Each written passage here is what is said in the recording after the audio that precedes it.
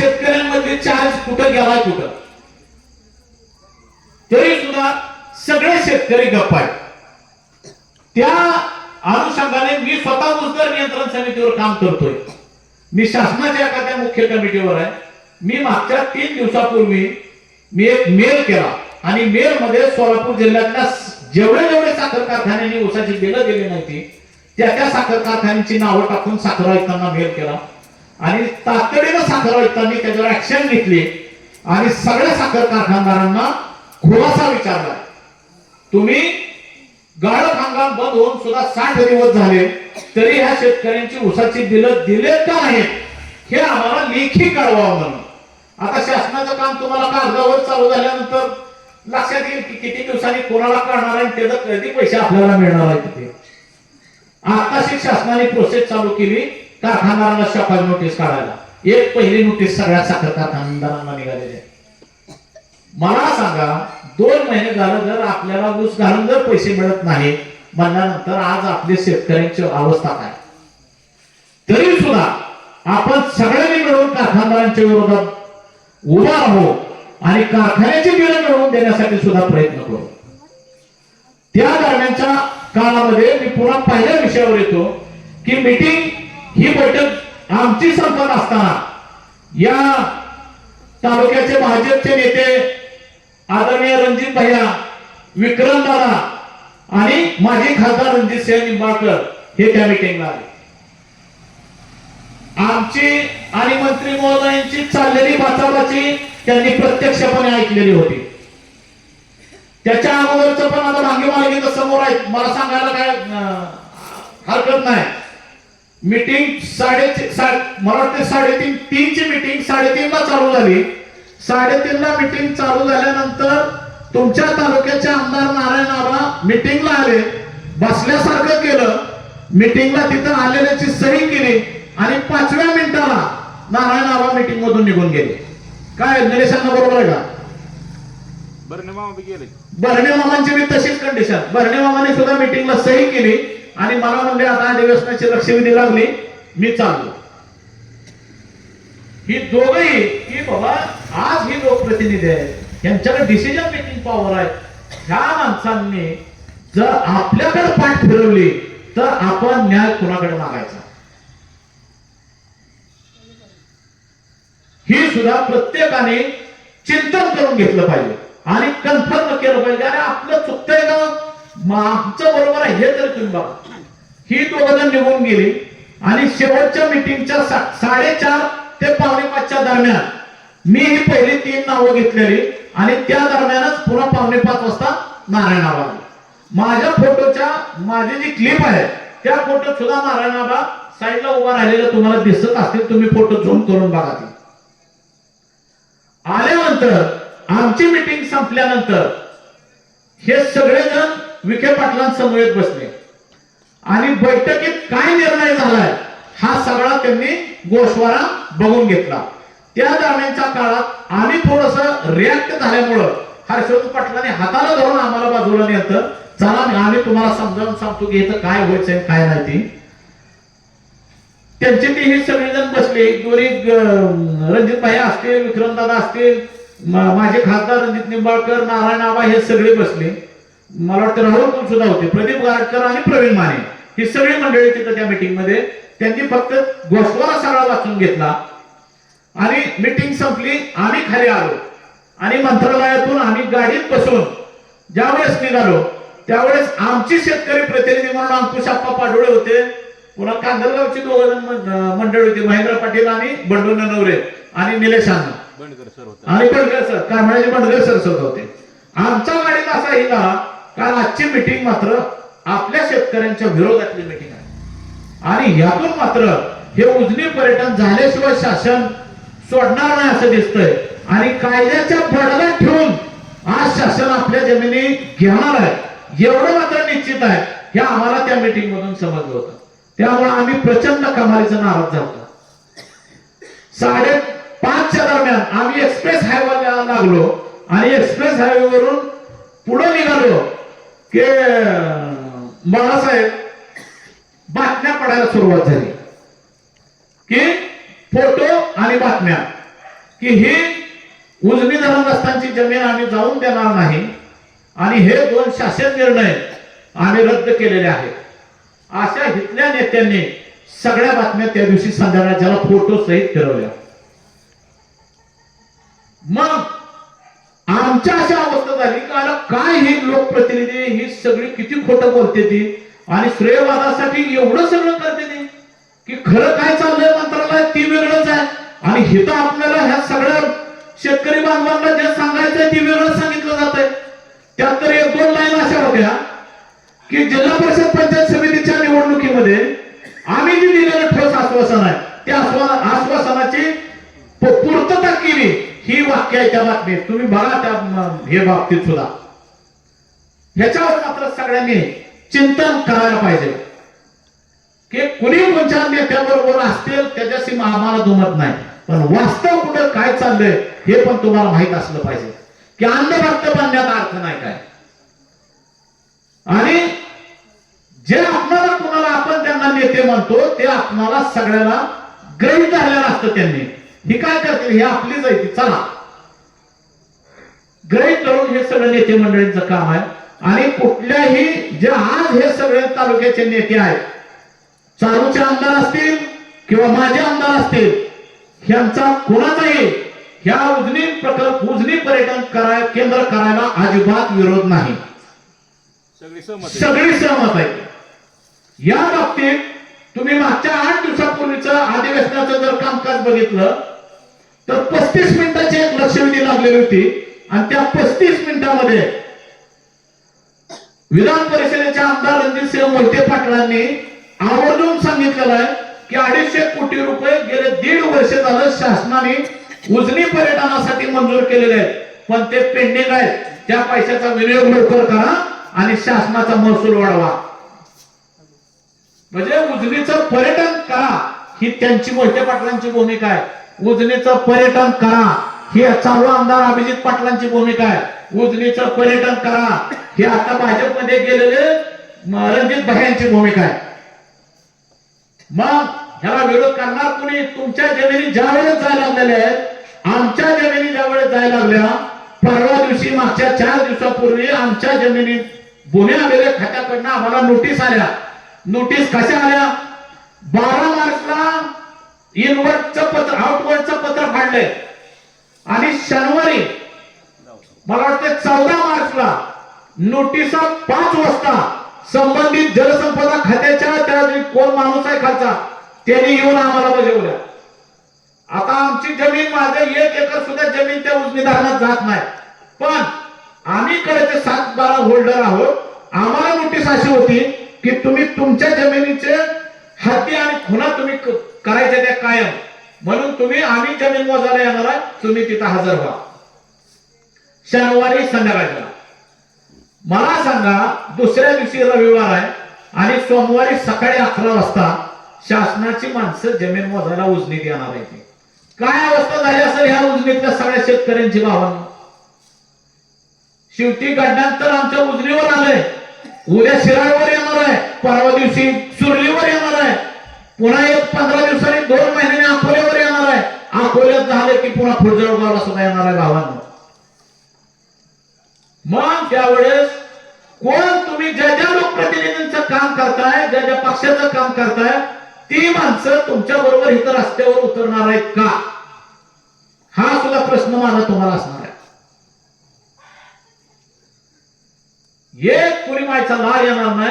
हे सगळे गाड्यातनं काचा खाली करूनच तुम्हाला सांगणार आहे. ती मी जातोय मुंबईला आणि सांगतोय मुख्यमंत्र्यांना, मी जातोय मीटिंगला आणि मी तुमच्यासारखा निर्णय घेतोय.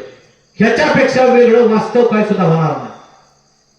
मग त्या दिवशी शनिवारी संध्याकाळला नोटीस आल्यानंतर ही ज्यावेळेस आमच्या सगळ्या शेतकरी बांधवांना कळल्या, मला वाटतं शनिवारी रात्रभर बाळासाहेब असतील, चंदूकाका असतील, अमोल पाटील असतील, हरिभाऊ असतील, बाबासाहेब असतील, आमच्या गावातली सुद्धा सगळी मंडळी इथं शेतकरी बांधव इथं आलेले आहेत.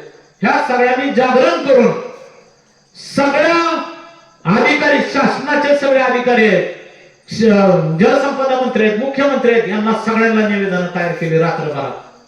आणि रविवारी असताना सुद्धा रविवारी सकाळी ह्यांनी निवेदन मेलवरनं सगळ्या उजनी धरणग्रस्त संघटनेच्या माध्यमातून मेलवर सगळ्यांना पाठवलं की आम्ही उद्याची मोजणी होऊन देणार नाही म्हणून भाऊ. सोमवार उजळला. सोमवारी 11 वाजता सगळी मंडळी ज्यावेळेस उजनी धरणग्रस्त म्हणून ह्या 5-6 गावातून सुद्धा काही प्रतिनिधी आमच्या तिथं आलते. इंदापूर असतील, पुन्हा माढा तालुक्यातून सुद्धा ह्या 4-5 गावातली काय मंडळी आली, करमाळ्यातून सुद्धा काही मंडळी आली. आणि त्यावेळेस 12:30-1 वाजता प्रत्यक्ष उजनीचे अधिकारी आणि भूमिलेख खात्याचे अधिकारी तिथं आले. मला सांगा, तिथं सुद्धा आमचंच आम्हाला लढावं लागलं तिथं. भले त्या दिवशी आम्ही उजनीची मोजणी बाजूला लावलेली आहे, पण भावांनो आम्ही त्या दिवशी बाजूला लावली म्हणून आमचा विजय झाला असा अजिबात सुद्धा नाही. शासन थांबणार नाही, शासन आपल्यावर गदा चालणार आहे. फक्त आम्ही तात्पुरतं फक्त मलमपट्टी केली त्या दिवशी आमच्या गावाच्या बाबतीत, की आम्ही सगळ्या गावकऱ्यांनी मिळून एक हायकोर्टला केस दाखल केली आणि त्या केसच्या आधारे आम्ही सध्या मांडतोय. पण आम्हाला जोपर्यंत स्टे मिळत नाही तोपर्यंत शासन काय थांबणार नाही, शासन कारवाईसाठी पुढे राहणार आहे. अशा अवस्थेत आता तात्पुरतं जरी हे थांबलेलं असलं तरी सुद्धा काही दिवसांनी हे गंडांतर शिराळवर येणार आहे, सुरलीवर येणार आहे, फुटजळवर येणार आहे, अकोल्याला येणार आहे. त्यावेळेस सुद्धा सगळ्या शेतकरी बांधवांनी सजग राहणं काळाची गरज आहे. आता इथं गावातल्या काही वक्ते मंडळींनी सुद्धा मला सांगितलं की काही मंडळींना असं वाटतंय की ही जमीन जाती, ही 5 एकर अमक्याची जाती माझी राहतील. बाबांनो, शेतकरी हा बांधाचा बांधकरी आहे. गाव आपला आहे, आपण गावाचा आहे. त्यामुळे कुठल्याच शेतकऱ्यांनी एखाद्याची जमीन चालली म्हणून जर तुम्हाला मजा वाटायचं अजिबात सुद्धा काय करणार नाही. का तर त्याचे पूर्वज आज जरी आपण एकमेकाच्या विरोधात असलो, वैचारिक विरोध हा प्रत्येक ठिकाणी होत असतो, परंतु आपले पूर्वज ज्यावेळेस ही एकत्रित असलेले त्यावेळेस सुद्धा ही सगळी माणसं एका ठिकाणी होती, एका विचाराची होती. म्हणून भावांनो, ज्यांच्या जमिनीवर अतिक्रमण आहे, संपादित जमिनी त्या जमिनीचा लढा द्यायला सुद्धा अख्ख्या गावाने तिथे येऊन उभं राहावं लागलं. कारण का ही काय नुसत्या उजनी धरण संपादित जमिनीसाठी आक्रमण नाही, अख्ख्या गावावर आलेलं आक्रमण आहे. त्याचं पण उदाहरण तुम्हाला सांगतो की मी पुन्हा दुसऱ्या दिवशी मीटिंगवरून आल्यानंतर मी काय मुंबईच्या जलसंपदा खात्यातल्या अधिकाऱ्यांना फोन करून विचारलं हा प्रोजेक्ट नक्की काय होणार आहे. त्यावेळेस त्यांनी सांगितलं हा 5 ते 7 किलोमीटरचा हा जो सोलर पायलट प्रोजेक्ट आहे, तरंगता सोलर ऊर्जा प्रकल्प आहे, या प्रकल्पामुळं हे सगळं क्षेत्र प्रतिबंधित क्षेत्र होणार आहे, प्रोहिबिटेड क्षेत्र होणार आहे. मग त्यांना सांगितलं की सर मग आमच्या जमिनी खाली येत्या, आमच्या मोटारी खाली येत्या, पाईपलाईन खाली येत्या, डीपी खाली येत्या, तर तिथं तुम्हाला प्रत्येकाला शासनाचे पास दिले जातील आणि जिथं तुमचा रस्ता आहे त्या रस्त्याला शासनाची सिक्युरिटी असणार आहे. त्या सिक्युरिटीला ते पास स्कॅन केल्यानंतरच तुम्हाला कंपाऊंडच्या आत प्रवेश केला जाईल. वास्तव ह्या सगळ्या गोष्टी उद्या होणार आहेत. आता जरी तुम्हाला हे नाही वाटत असलं, शक्य नाही तुम्ही म्हणत असलं, तरी शासनाच्या डोक्यात काय नियोजन आहे ह्याच तुम्हाला हा खुलासा मी आज करतो. ह्या अनुषंगाने पुन्हा त्या अधिकाऱ्यांना मी विचारलं की म्हणलं आम्ही थोडंसं मोठं बागायतदार आहे, आम्ही स्वतः कधीच मोठीकडे जात नाही, आमच्याकडे गडी ठेवून काय आम्ही शेती करतोय, शेतमजूर आहे आमच्याकडे. म्हणले तुमच्या शेतमजुराचा आणि तुम्ही जो कोण शेतकरी आहे त्या दोघांचा कॉन्ट्रॅक्ट करार हा शासनाच्या ऑफिसला करायचा आणि त्या शेतमजुराला सुद्धा पास दिला जाणार आहे. आणि मगच आपण आपल्या मोटरीकडे, आपल्या डीपीला, आपल्या केबलकडे जाऊन बघायचंय की कुठे आपली मोटर, कुठे आपली केबल. एवढी जर बंधनं आपल्याला जर पुढे भविष्यात येणार असली तर आपल्याला आता जे आलेलं आक्रमण आहे हे जर बाजूला काढून टाकायचं असलं तर सगळ्यांनी मिळून लढा उभा करावा लागेल. आणि हे निलेश अण्णांनी सांगितल्यासारखं ही लगेचच्या लगे आपण आता ही 200 माणसं आपण एकत्रित आलेलो आहोत आणि लगेच एक आंदोलनाची तारीख ठरवून आपण आंदोलन घेऊ. एका आंदोलनाच्या ह्याच्यावर ही काय हिजणार नाही, ही थांबणार नाही. ह्याच्यासाठी वेगवेगळ्या आपल्याला क्लुप्त्या वापराव्या लागत्या आणि जी जी ही नदीकाठची गाव आहे ती आपल्या या उजनी धरण कार्यक्षेत्रात जवळजवळ 81 गाव आहे ती या 81 गावामध्ये ही जनजागृती अभियान सगळीकडे आपल्याला करावं लागणार आहे की आज या 5 गावावर आक्रमण आलेलं आहे उद्या करमाळा तालुक्यात ते आक्रमण तसंच जाणार आहे सोलरचं पॅनल 7 किलोमीटरचं जर शासनाचं सक्सेस झालं तर उद्या शासन म्हणणार आहे की आम्हाला आणखी 20 किलोमीटरचं पाण्यावरचं सोलरचं पॅनल आम्हाला टाकायचं तिथलं पुन्हा कार्यक्षेत्र दोन्ही बाजूचं प्रतिबंधित क्षेत्र होणार आहे म्हणजे हे आलेलं आक्रमण तात्पुरतं नसून ही भविष्य काळात अतिशय आपल्या सगळ्याला धोक्याचा घंटा आहे म्हणून आपल्याला कुठलाही राजकीय मुलाहिजा न ठेवता आपल्याला एकत्रित लढावं लागलं त्याच्यासाठी मला वाटतं आताच निळकंठ शिंदे साहेबांनी सांगितलं किंवा इथल्या काही शेतकऱ्यांनी सांगितलं की असं काय आमच्याकडे क्षेत्र आहे की उजनीचं पाणी सुद्धा येत नाही पण आज उजनीचा तो गट नंबर सुद्धा त्या संपादित क्षेत्राच्या जवळ नाही तरी सुद्धा आमचा गट नंबर संपादित क्षेत्रामध्ये आहे त्याला पर्याय भावानं तुम्हाला सांगतो मी मागच्या 8 दिवसापूर्वी सुद्धा सांगितलं होतं की गुढीपाडव्या दिवशी आपण त्या दोन्ही शासन निर्णयाची होळी करायची त्याचं कारण काय की ह्या त्या सगळ्या लोकप्रतिनिधींनी ज्या ह्या उलट्या सुलट्या बातम्या दिलेल्या आहेत त्या आणि हे सगळे लोकप्रतिनिधी म्हणतात की उजनीचं पर्यटन झालं पाहिजे याला विरोध म्हणून किंवा त्यातलं बायफर्गेशन काय करायचंय ही सगळ्या शेतकऱ्यांना विश्वासात घेऊन विचारात घेऊन बैठका घेऊन त्यांनी निर्णय घ्यावा की निर्णय काय घेतला पाहिजे की जी उजनी धरण क्षेत्रामध्ये त्यांच्या हद्दीत असणारी जी जमीन आहे आपला उजनी पर्यटन केंद्र करण्यासाठी आपला शेतकऱ्यांचा विरोध नाही पण आपण जी कसतोय जमीन ती आपली जमीन गेली नाही पाहिजे याच्यासाठी आपला विरोध आहे आता जे आपल्या मालकीच्या आहे उजनीच्या पाणलोट क्षेत्रातली जमीन कसतोय ती आपल्या अधिकाराने आपली राहिली पाहिजे पण जे आता उजनी धरणाकडे क्षेत्र आहे उदाहरणार्थ भीमानगरचं क्षेत्र भीमानगरला 200-300 एकराचं असं क्षेत्र आहे की तिथं सगळी चिलारच उगवलेली आहे आणि शासनाच्या ताब्यात ती क्षेत्र आहे 100% तिथं उजनीचं पर्यटन केंद्र उभा केलं पाहिजे जिथं शासनाच्या वन जमीन आहे त्या जिथं शासनाच्या गायरान जमीन आहे त्या किंवा करकम सारखी कॉलनी कुरुल्ला कॉलनी तिथं त्यांना पर्यटन केंद्र करू द्या शासनाच्या जिथं तिथं कॉलनी आहेत तिथं आपल्याला त्या आपला कुठला शेतकरी बांधव त्या पर्यटनाला विरोध करणार नाही त्या अनुषंगाने सगळ्या सोलापूर जिल्ह्यातल्या काही मंडळींना सुद्धा वेगळ्या पद्धतीने असं वाटायला लागलंय की ही उजनी धरणग्रस्त मंडळी ही उजनी पर्यटनाला विरोध करायला लागलेली आहे बाळासाहेब तुमचा मोबाईल द्या माझ्या मोबाईलवर एक मला मेसेज आला ती तुमच्या मोबाईलला मी टाकला मी काय मेसेज आलाय मी सगळ्यांना वाचून दाखवतो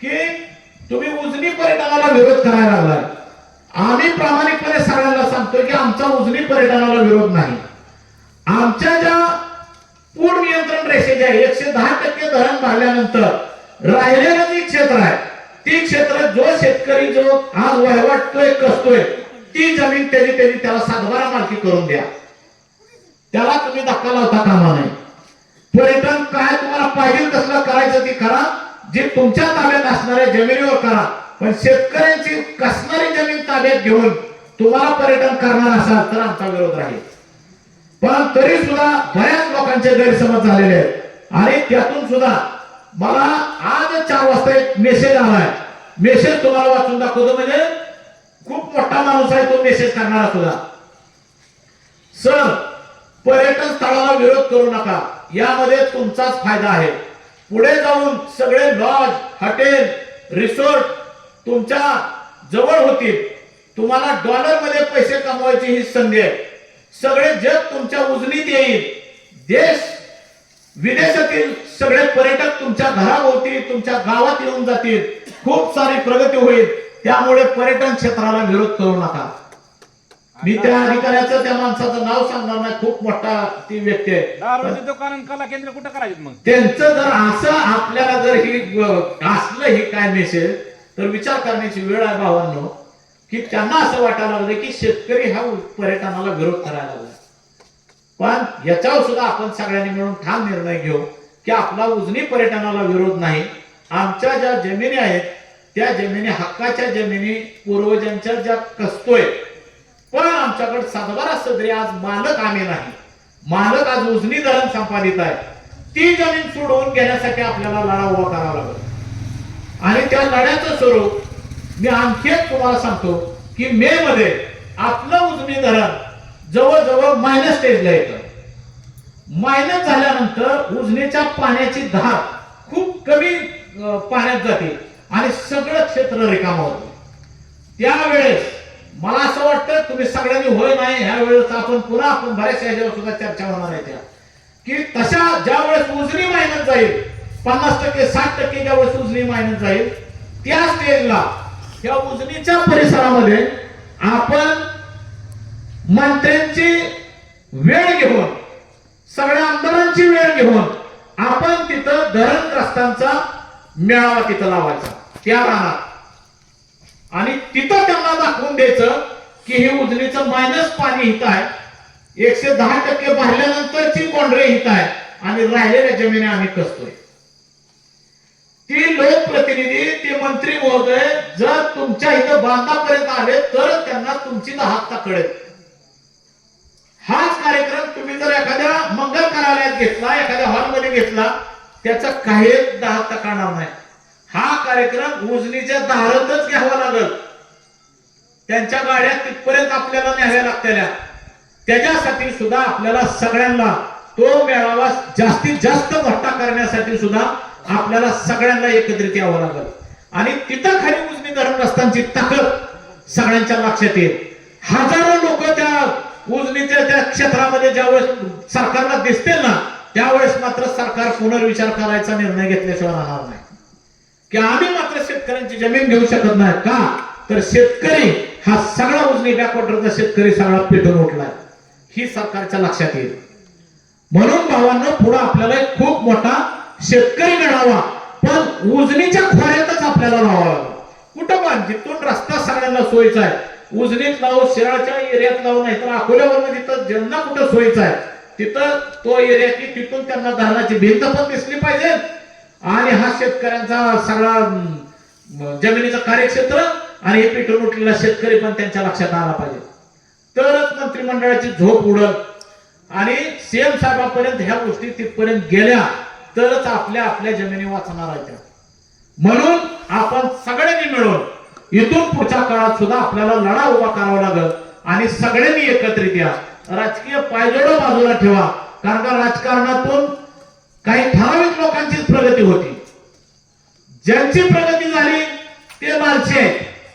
ते तुम्हाला गाववाड्यात चुकीचं सांगत असणार आहे ते त्यांचं समर्थन करत राहणार आहे ते आणि तुम्हाला सगळ्यांना हिप्नोटाइज करत राहणार आहे ते.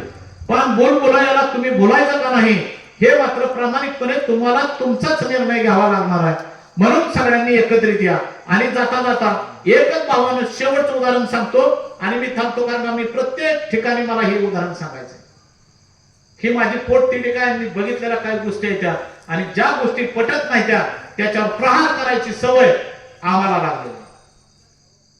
मागच्या 8 दिवसापूर्वी उदाहरण आहे आणि त्याचं तुम्हाला सांगतो.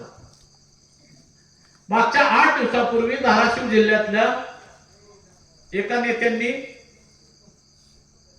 सरकार पक्षामध्ये प्रवेश केला. मुंबईला पक्षाचा प्रवेश सोहळा होता. प्रदेशाध्यक्ष होते तिथले आमदार होते त्या दोघांच्या उपस्थितीत प्रवेश केला. जे नुकतेच आता अपक्ष म्हणून जिल्हा परिषदेला निवडून आले मी आता नाव कोणाच घेत नाही तुम्ही आता ओळखून घ्या सगळ्या गोष्टी. आणि त्यांच्या बरोबर 50 माणसं होती. 50 माणसं त्यातली काही जाणती सुद्धा माणसं होती आणि काही युवा वर्ग युवा तरुण वर्ग सुद्धा होता. प्रदेशाध्यक्ष आणि तिथले आमदारांचं वय असेल साधारण 40-45 आमच्याच वयाची वय असेल त्यांचं. प्रत्येक जो त्यांचा पदाधिकारी आहे XYZ भाजपमध्ये प्रवेश केलाय म्हणून त्यांच्या गळ्यात उपरणं घातलं जायचं आणि त्या माणसाने त्या दोघांच्या सुद्धा पाया पडायचं. लाचार कोणी होऊ नका ह्यासाठी मला हे उदाहरण सांगायचं. कुठल्याही राजकीय व्यक्तिमत्वाच्या पाया पडण्या इतपत ही माणसं तेवढ्या क्वालिटीची राहिलेली नाही. त्यामुळं जे झालंही झालं गेलं गंगेला मिळालं. कोणी म्हणाला आम्हाला भाकरी दिली ठीक आहे, आम्हाला सुद्धा भाकरी दिलेली आहे, ज्यांनी दिली त्यांनी दिली. जे ज्येष्ठ आहेत ज्येष्ठांचा आम्ही नक्कीच हे करूया, आदर करू. पण समवयस्क माणसाच्या पाया तुम्ही का पडता? तरुणांनी तर ह्यावरून लक्षात घेतलं पाहिजे. अरे पटापट 50-50 वर्ष 60-60 वर्षाची माणसं सुद्धा तुम्ही व्हिडिओ काढून बघा मागच्या 8 दिवसातला. सगळेजण याचे पाया पडायचे. हे काय देव आहेत का काय म्हणलं हे आता? आणि आपल्या राज्याचं राजकारण चाललंय कुठं की आता मागच्या 8 दिवसापासून सगळ्या क्लिपा फिरायला लागलेल्या आहेत त्या. आणि ह्याच्यावर दिवंगत उपमुख्यमंत्र्यांनी सुद्धा एक स्टेटमेंट केलं, अरे आमच्या राजकीय नेतृत्वांच्या पाया पडू नका, आम्ही एवढं काय दुसऱ्या तांदळासारखं नाही. त्यांनी स्वतःहून प्रामाणिकपणे त्यांच्या कार्यकर्त्यांना सांगितलेलं. ह्या सुद्धा क्लिपा तुमच्याकडे असलेल्या. म्हणून आजपासून मी प्रत्येक वेळेस माझ्या भाषणाची समाप्ती असताना मी एकच सगळ्यांना आवाहन करत, कुठल्याही राजकीय नेतृत्वाच्या ज्येष्ठ आहेत त्यांना नक्कीच आदरभाव द्या, परंतु जे समवयस्क आहेत त्यांच्या पाया पडायचं काही कारण नाही. कारण का, त्यांनी जरी आपल्याला अन्नाला भाकरी लावली असेल किंवा त्यांचं उपकार असतील तरी सुद्धा आपण मताचं दान त्यांच्या तेवढ्याच पटीत त्यांना जोडीत टाकलेलं आहे. त्यामुळं आपण कधी सुद्धा शेतकरी भावांनो कधी सुद्धा लाचार होऊन कुणाबरोबर हात पुढे पसरायची वेळ येऊ देऊ नका. प्रामाणिकपणे नमस्कार करा, रामराम करा, हातात हात द्या, त्याच्यात दुमत असणार नाही.